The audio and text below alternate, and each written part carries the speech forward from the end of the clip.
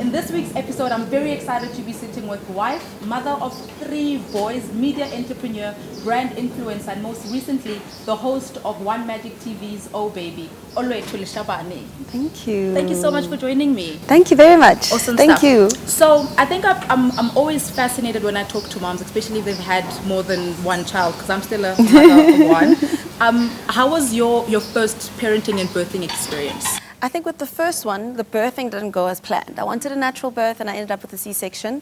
But it was one of those, I'm just grateful that at least have a happy, healthy baby. And I think with the parenting journey as well of parenting baby number 1 was sort of just rolling with the punches.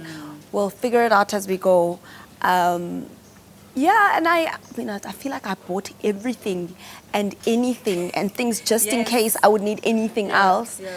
It was pretty similar, I think, with baby number 2 as well. It was also C-section. And it was also just buying everything and anything. Even You can never be too sure what You you can might nev- need or might not because need. of the age gap as well. My 2 children are 17 months apart, my first and my second. So it was literally just rolling with the punches, figuring it out as we go, having 2 under 2, managing that and just trying to get by.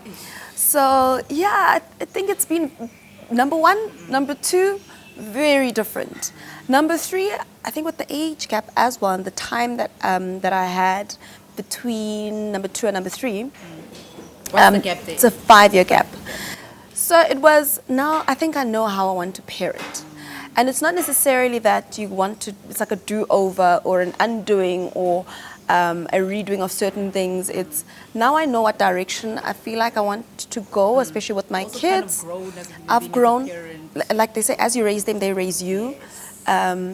You're being raised as well. You're figuring out what kind of principled humans you want to bring into the world, or want to be, how you want them to be received in the world.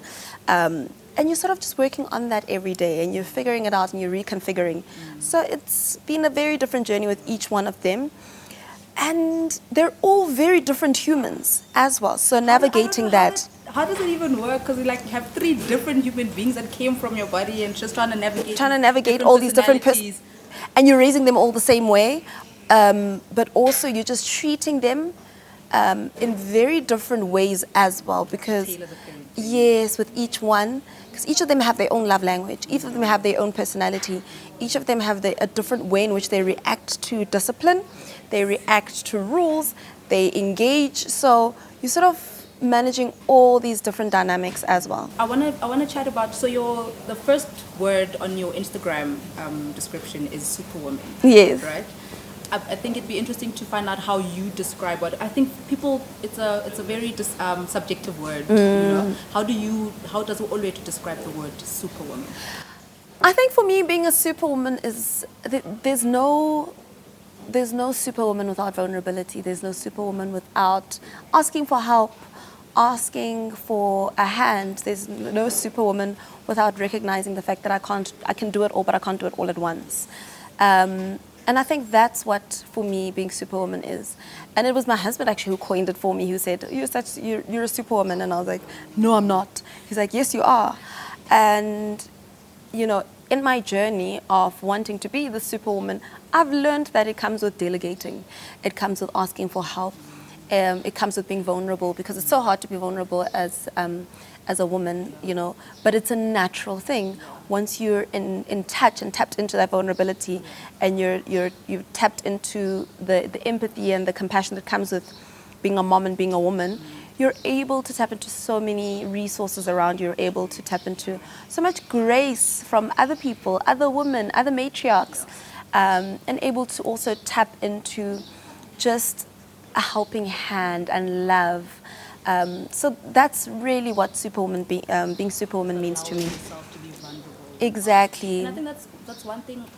I was terrible at asking for help, because it's my first child and I'm just trying to figure it out. I'm like, no, I got this. It's like Yes. you've got a point to prove. And it's Exactly. like, no, child, you just brought a human being into the world. You're You allowed did well. to. Yes. Just allow yourself to just To go heal through. and to. It took me a while for me, and I was almost slipping into a really dark place until I was like, no, actually, because probably no way back from me. Yeah, from there. it So let me takes ask a now. lot to bounce back when you've hit that rock bottom. bottom. So, I mean, the learning curve for me was ask for help, and people will be there. They will be. They're waiting for you to ask. Yes. Do you think we kind of apply too much pressure on ourselves as moms to be ever present? And because We do. with your description, you wear a lot of hats. You know, wife, mother, you're an entrepreneur. Just there's just a lot going on. So I think we also just pressurize ourselves in trying to be present everywhere and at all times. We do. We do put a lot of pressure on ourselves. We also put a lot of pressure on people around us to get it. And for as long as you don't say something, you don't talk, you don't communicate, you feel like nobody's going to get it. So I think we put that pressure on ourselves, and we also put the pressure on the people around us and those that we love, to the detriment of the relationships, to just get it. Like, can you not see I'm tired? Yeah. Like, no, I can't smell you tired. You didn't say anything. Yeah. You should have said something. So I think it's so important that in the superwomanness, to communicate, to reach out, and to say, I'm struggling, I need help. Because there's beauty in vulnerability. Yes, exactly. And I think in that way we normalize our husbands helping us. We normalize the people around us giving us a helping hand. We normalize being a mom that's also fulfilled and happy and on a mission to also, fulfill her own dreams. Yes. So we have to redefine what our normal is. Exactly. In talking about just fulfilling your own dreams, how do you make time for Olwethu? Just you being yourself outside of these other hats that you wear. It's a hard one to answer. How do I make time for Olwethu? I think, I've learned to tap into the pockets of happiness. What are my pockets of happiness? I love my Bible baths. I love time alone. And it's a simple thing. It's simple, exactly. Just waking up in the morning and making a cup of coffee and sitting with your favorite book. Exactly. Having a cup of coffee is my happy place. I have moments where I'm just like to my husband, I don't feel like going to the office today. I just want to go somewhere very pretty and work from there. Those are my moments of like pouring back into myself. Sitting in isolation are my little moments of pouring back into myself. You can imagine with 3 boys, 4 including the husband. It gets quite crazy. It gets quite crazy in our home. So those moments of just being alone, hearing my thoughts, hearing myself, those are little ways that I pour back into myself. And I like that, just pouring back, because these people take. Yes, Like they do. They don't even have to ask. No, they don't ask. No, you brought me to but this you world. also give. Yes. And I think setting boundaries is so important as well. We need to teach our children boundaries from very early on. One of the ways, we learned this the hard way with my husband, to sleep train them from when they're born. We learned it the very hard way with baby number 1. We never sleep trained him. So it was getting him out of our bed when baby number 2 came along was quite tough. And then not just that, as they got older, we had to say to them, nobody comes to mom and dad's room unless the sun is up. So they wait for that sun to come up in the morning. You're and getting me worried because I'm still co-sleeping. They I'm wait. like, oh my gosh. They wait for that sun to come up in the morning. At times they even get, they have iPads, and they'll sit in their beds and they'll FaceTime you just before the sun comes up, and they'll be like, is it safe to come up? Is the sun up yet? And you're like, no. Boundaries. No. And they don't Can't know come. boundaries. They don't know, unless you have to teach them. You have to teach I them. put my little one in her room, and 4 o'clock she comes into my room in the morning. I'm like, dog.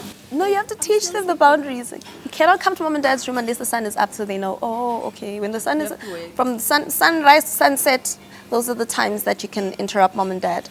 But as soon as the sun sets, until the sun rises again, that's mom and dad's time.